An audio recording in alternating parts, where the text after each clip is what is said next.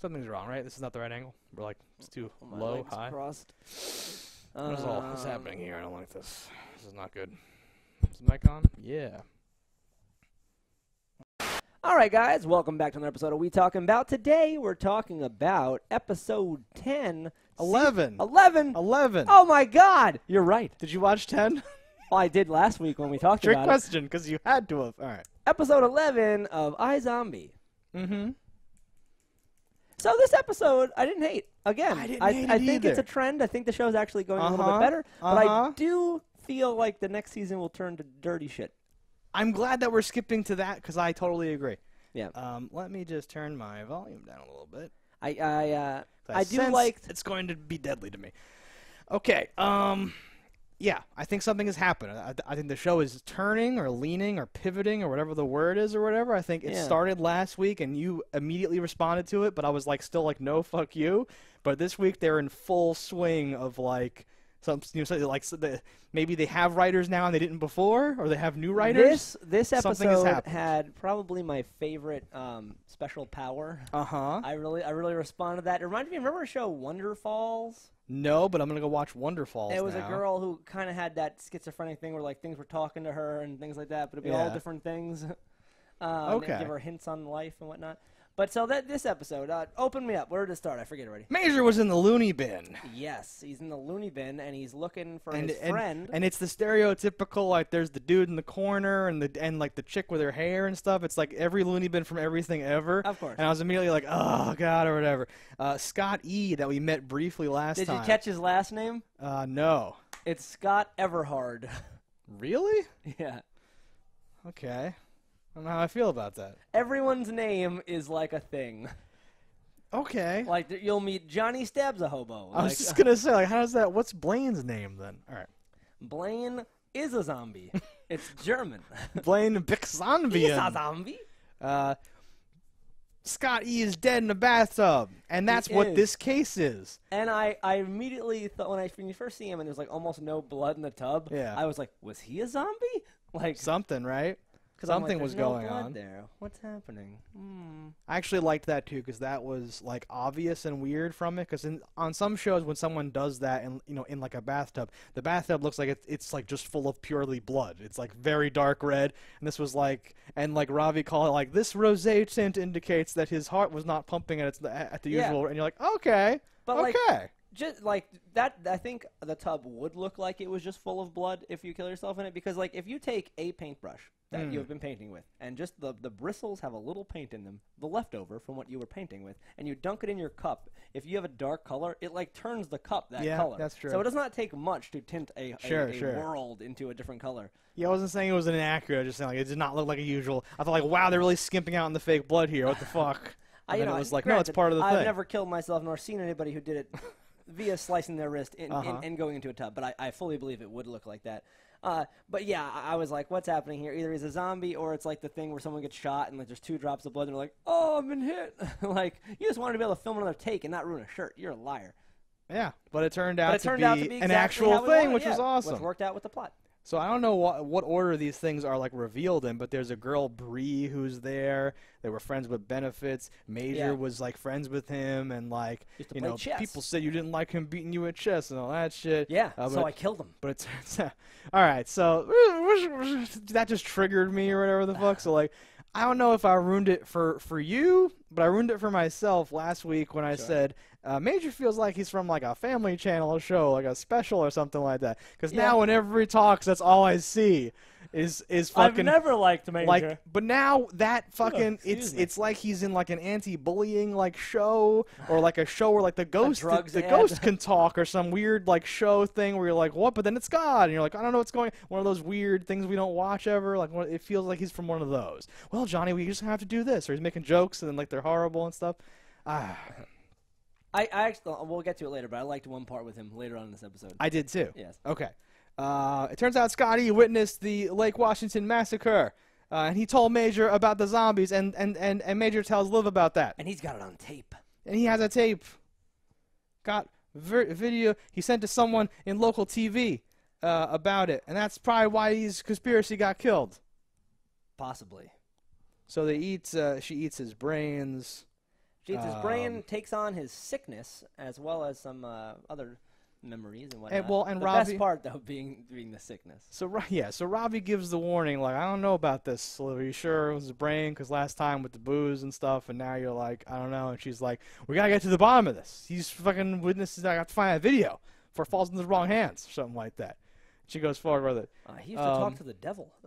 So. What? I think the only way to do this is to describe in order sort of how the things happened or whatever. Sure. Something like that.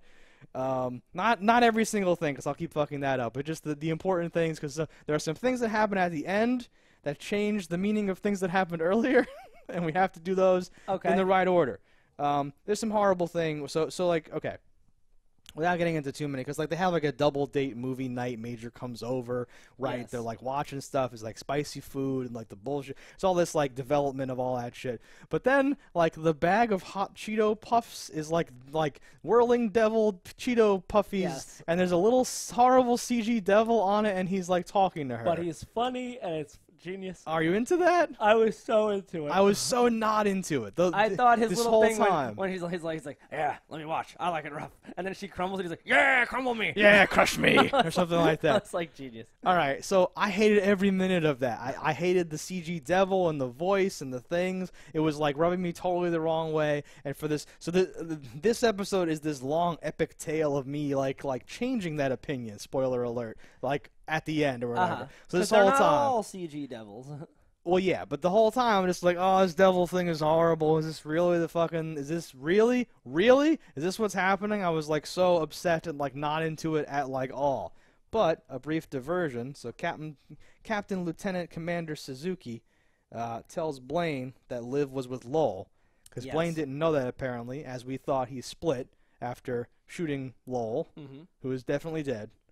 Yeah. And then she ran over. They don't seem to question how she got there, but he says she might have been involved in this thing they to were ice dating. you or whatever. There was even some weird shit where he was like, well, how'd you get there? My car. All right, which roads? We're going to check our security surveillance. And I was like, does she just know which roads don't have that? Could she get away with that? I park real far away. The parking is a nightmare. I like to walk far. Yeah. But when they're interrogating her at the beginning of the last episode. Oh, no, all but that stuff, but yeah. Suzuki came in and stopped the interrogation, so maybe it never got that far yet. No, exactly. He totally, like, put the kibosh on that and said, and he says here, too, like, well, she seemed down when we ruled it a suicide, so I don't know if she's involved, like, as if she wasn't totally involved or whatever. Yeah. I don't even know. Fucking Blaine does a whole thing. He's selling astronaut brain now. Yeah. He actually went forward with that thing from like 4 episodes ago, where the guy was like, "I want to walk on the moon" or whatever, and you turn me into a zombie and ruined all that. So get me some fucking astronaut brain, so I can have some visions. I can start watching Cosmos and start having my own like flashback visions of my real space time or whatever, because I need it or whatever. And he's I'll selling pay for $200,000 a pop. top dollar, motherfucker. Yeah. And I'm like, okay, because they keep playing news footage of, like, Alan, whoever this astronaut is missing or whatever. Yeah. And you're like, okay, something's happening. Whatever. I wonder how many other people, like who else could you kill and with get memories unique of? experiences that you can, like, sell as, like, here's, like, no guarantees, but you could have some crazy visions. This dude was a pro surfer. This dude was, like, fucking what? You could have all these things where you're like, oh, shit. Like rock stars, porn stars, anything with star in the title. Anything, basically. Musical Monstars. Monstars. You know, the ones from Space Jam. Anybody from like a unique scenario, because Blaine doesn't have to ask their permission. He's going to go murder them for you. So you're like, I would like an Umbumbu shaman or something like that. You could do whatever you want. And these rich, crazy people will pay all this money. So this is a good angle, I feel like, for Blaine. But it may not go as well as he hopes for it to go. They question Bree. There's more CG devils. There was that thing of like, I saw legs in the air. Someone's trying to get pregnant, all that stuff. But Bree was totally crazy and obviously not trying to get pregnant. Is that a real thing or an old wives' tale? You think? It's a real thing people do. I don't know. Is it real? I don't know if it works. Like, you want to like keep it in there? I guess. When you're trying to make the pancakes, you want to keep the batter in the pan, I guess is what we're saying here. Is that what we're saying here? I've not studied it. I guess it makes as much sense as anything else, but you know, whenever I hear stupid shit, I'm always like, what? It's revealed later that the person that was actually in this vision, who you couldn't see their face, was like struggling to have kids and was probably like, I'll try anything, like whatever. Yeah. So I assume this is just one of those things that you try. But she was also a doctor, so like I guess doctors can, you know, be religious or whatever also, but I don't think it's bullshit. I'm not aware of any study that has proven either way whether or not that makes a significant difference. Because sometimes you just don't get pregnant, and sometimes you get pregnant. Yeah. People don't usually assume that position. What have you? Don't assume too much about that position. So then Liv goes back to the morgue, and Blaine's there. Blaine is there. He's talking to Ravi. Tested. He has to try a little more Max Rager to see if its effects, and Liv has the opportunity to poison the fuck out of him. They do a little like tease with us where she opens the fridge to get the Max Rager, and apparently all they have in the fridge are these supplies. It's not for food at all. Max Rager's an actual like supply and part of their experiments, and they have like fucking deadly chemicals and all these other shit in the fridge there to preserve them as well. And they make, and then she brings it to him in a glass. So they make, which is strange. They make you think that, and he even says, I usually just drink it out of the can. This is fancy, or whatever. Because like, and it's all to make you think that perhaps the poisoning. And he does the Princess Bride thing or something, and tries to get her to drink some first, and he drinks some or whatever. And then you're like, what's happening? And nothing's happening. No, it wasn't a scam at all. It was just a tease, a nice visual tease. These things happen. It's fine. I'm not like being too critical about the fact that they did this. I'm just saying, like, they had to. I'm that would have mentioning been, this, I'm but sure, on nothing. TV, a commercial would have happened like right there, and he would have came back, and it would have been a glass. You'd be like, oh. Okay, so like after the fade to black instead of the cut to black, or like the fade up, I think is the one. There's one you can tell when the commercials are. It's like a visual thing. So like Blaine's laying on the table with his eyes closed. Yes. But Robbie's just doing something, and he's like, are we done with that part yet? And he's like, yeah, you can get up or something like that. It's like, oh. Yeah. Like, oh, shit. So Max Rager, blah, blah, blah. Scotty was a utopium dealer, someone says at one point. So we know. Blaine, who was a visitor on his sheet in the That's psych ward. crazy. So Blaine admits to having visited him. Mm-hmm. But do you think that, like, they weren't actually friends? Could they have been actually friends? I think they were just dealers together. Do you think so? I think so. You don't think that he... Okay, because he didn't. Wait. No. Am I forgetting the actual part of this thing? Okay, What's I am. that? Never mind. All right then. So Blaine was actually telling... I can't tell when Blaine's telling the truth or not anymore. Well, he's always lying, so he's probably lying. But I took it as, it just was the one coincidence where they were just happened to be friends, but he doesn't want that video getting out there either. So. That's what I was thinking. So I was like, wait, what a minute? But there's more. You don't want anyone knowing they're zombies. They might know he's a zombie and want him dead or experimented on. From a business perspective. Just in general, you don't want people looking for zombies. You want that to be a crazy thing. No one's eating brains, and people are just dying. I wonder if the world will ever know about zombies in this universe. I don't know. I wonder if the world will ever know about zombies in our universe. Well, they're not real. That's why I don't know about them. Mm-hmm. Keep thinking that. Whatever helps you sleep at night. Okay, fine. Sheep. Weatherman, get woke, motherfucker. Weatherman Johnny Frost. I loved Johnny Frost. I loved Johnny Frost too. MVP of the episode. Now we're on board. I thought he was so good, and I wanted him to be a regular, and it's probably not going to happen. Probably not, but he goes. And not because he's dead or anything. No, but he and Liv go. So he, lives in the morgue, and he's there, and he goes, I'm here to identify Scotty's body. And she's, oh, yeah, here he is. Oh, this poor kid and all that stuff. I was something of an uncle figure to him, whatever. How did you know him, by the way? He was my pot dealer and all that stuff. So then they go on this little adventure where Johnny Frost and Liv go to, like, Scotty's apartment, and they're looking through stuff. There's some awesome shit of, like, well, you could help me. And he's like, I have to keep these hands camera ready. And all that's like, he's doing this whole fucking rap thing. He's got the neck nuts. He's got the awesome voice, like the radio voice or whatever that I'm so jealous of. It's awesome. Great character, funny dude, leather-faced, whatever the fuck. Always hands off, and that makes sense. That comes into play, most definitely. Mm-hmm. There's some stuff here. When she's like climbing up and he's checking his hair, she's like, you have to worry about your hair or whatever.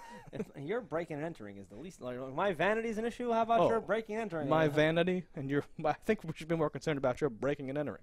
And he prances around. When she cranks up the music, he comes out of the bathroom doing his like kooky dance and all that shit. I need a little Johnny alone time. Yeah, I need a little Johnny time. I thought that meant give me the pills. I didn't realize. Me too. I didn't really have to take a leak. Literally, me too. And then I'm like, oh, John, like Johnny. Yeah. Oh, he wants to watch Short Circuit with her and get high.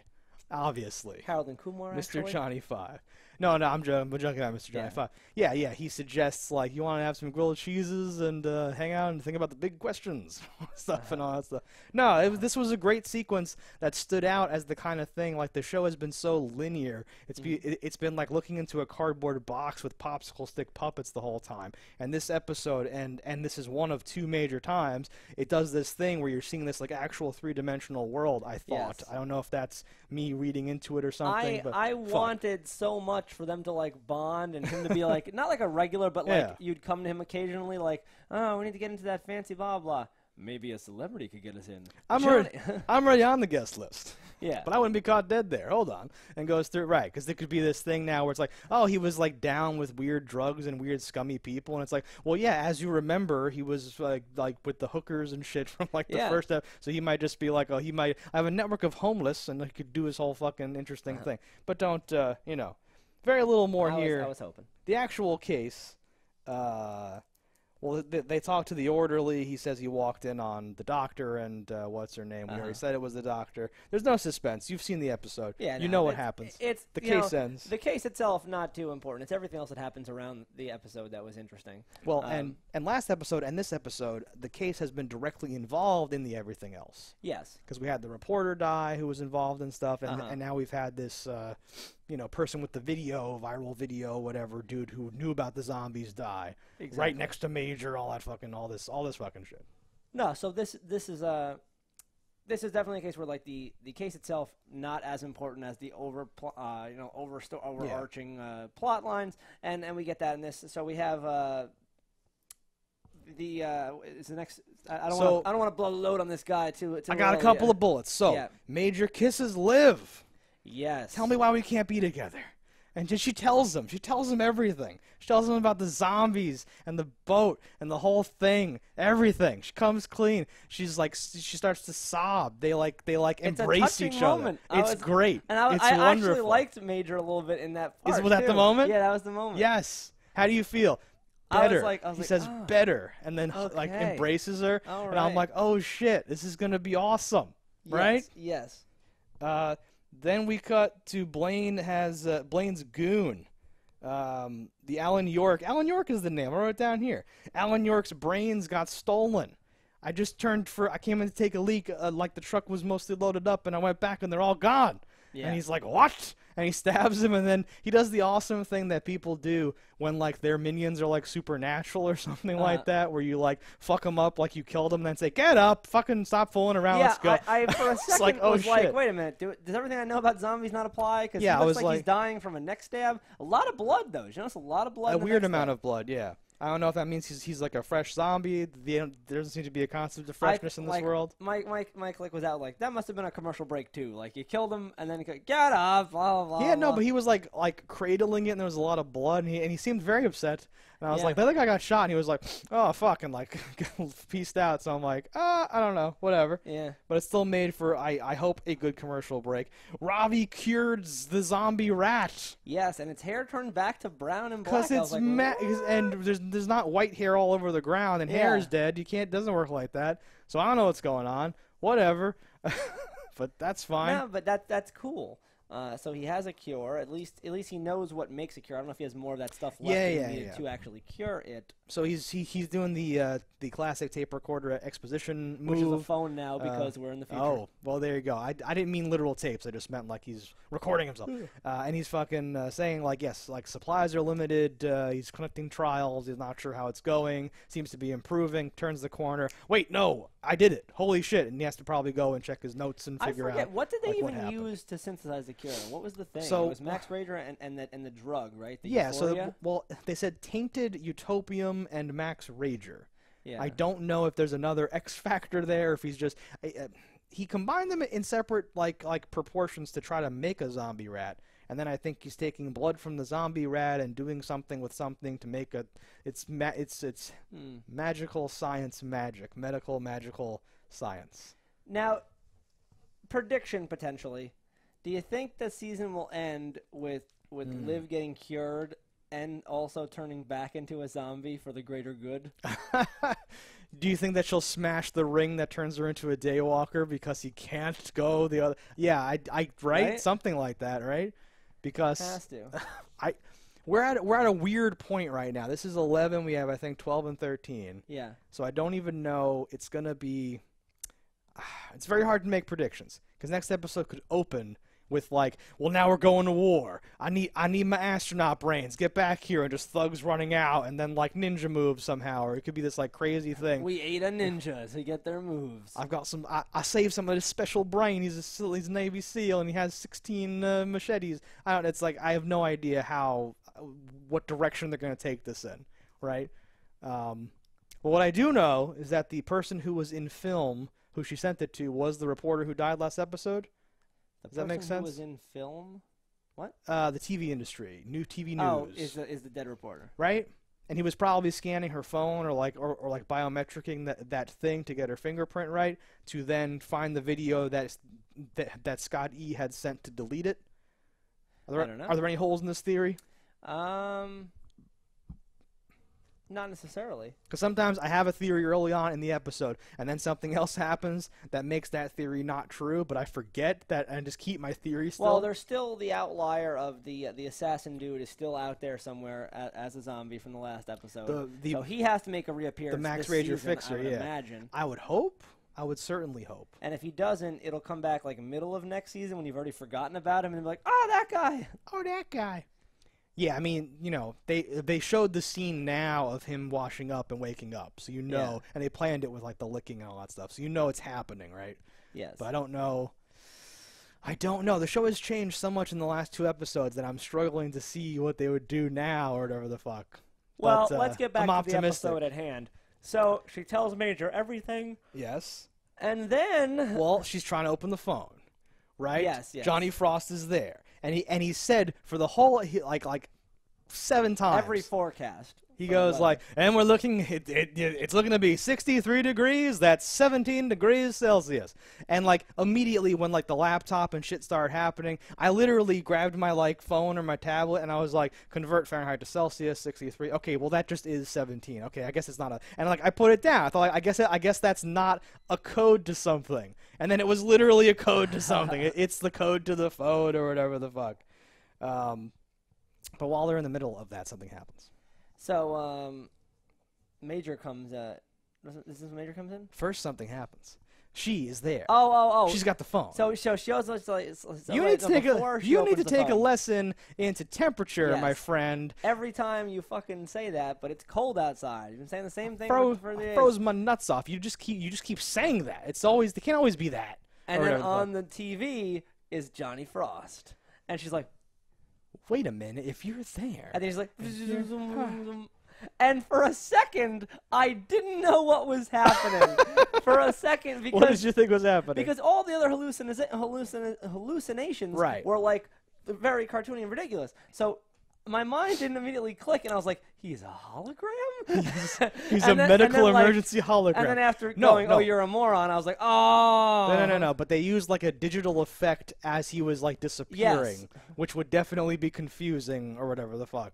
I don't know why they made that choice. I guess that makes sense or something like that. Because it's a TV personality. I mean, it does make sense in that. I see why, but I don't know. It was not the best. He should have shimmered out or something, but he's not real. Or just cut to wide and he's gone, and some other stuff's different. Like set something else up that can be different and not the way she thought or whatever the fuck. So she's like, oh my god, and that's when she realizes the code. She finds. Well, she goes like, oh, that's just been Scotty's brain and his crazy, and he's just been trying to guide me, and that was just his memories and his brain in his crazy brain way of guiding me through his own apartment. And holy shit, and all that stuff. And right there, I'm like, what? Oh my god, this show is good. Like, what happened? Holy shit, this totally. I was also so sad. I really liked that character. I know that. And now I totally I'm like, agree. damn it, you can't get that character anymore. But maybe fans will like him enough that he'll show up again in some other situation. But it won't be the same. I liked that version of that character.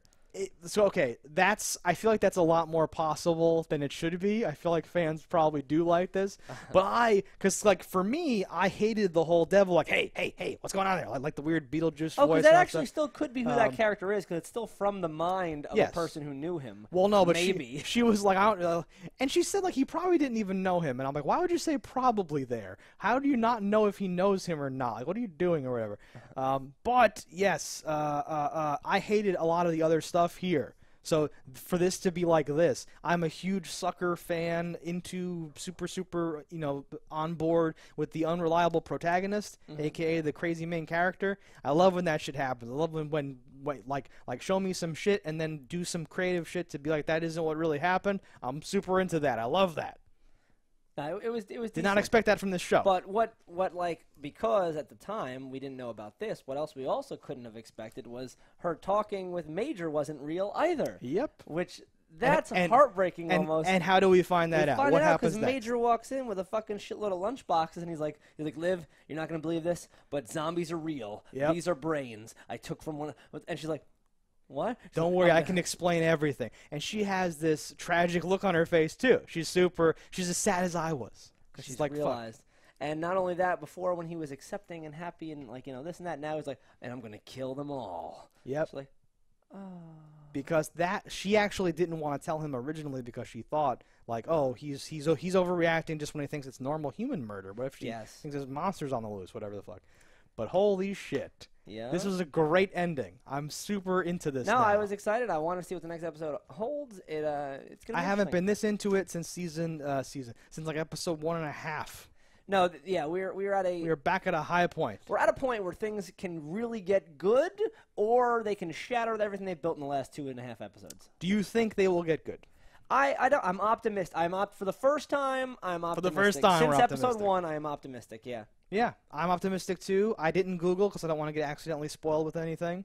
But I'm assuming we're going to go back and find that like a writer changed or something happened here. Maybe. I can't imagine that, but I don't know. Or like they finally someone let somebody out and like let him talk. Season 1, like weird, like we had all this stuff ready to go and then we ran out of ideas and had to get creative and started doing something for real. Because everything else was almost just filler, right? It's like the brainstorming meeting of like, we need one where she's painting or some shit. Yeah. And all that, like they just had all those fucking like we just have to hit all these things. And now the deaths have been part of the whole plot, which makes sense. Because even you were like, well, can they just take anyone's brain they want? Like, wait, this guy doesn't make sense. Like all this weird stuff kept coming up or whatever. Yeah. So, like, I like this. I'm into this. I want them to find... Oh, the video. She unlocks the phone and sees the video, and she's in it. She is on it, yeah. So it starts off at the party, and then it sees her when she found her first brain, and she's not even all white yet. It's her all soggy and, like, disheveled and just has, like, the skunk line or whatever, eating a brain all grossly and all that stuff. Yeah. It's exactly the thing that she described, I think, to Lowell or, like, one of the people, or Ravi or someone, and was like... Yeah, his so skull she was doesn't already want that cracked to exist, or whatever. And well, because it's not just like, oh, it's a viral video of this thing and we can help to whatever. It's like, oh god, I'm literally in this. Fuck. And you can edit it, but still, for the purposes of the show, it's kind of like, oh shit, this would implicate me, like totally. Fuck, what do I do? No, brutal. Which I like too. Until next time, guys. iZombie episode 12. Don't die in a fire.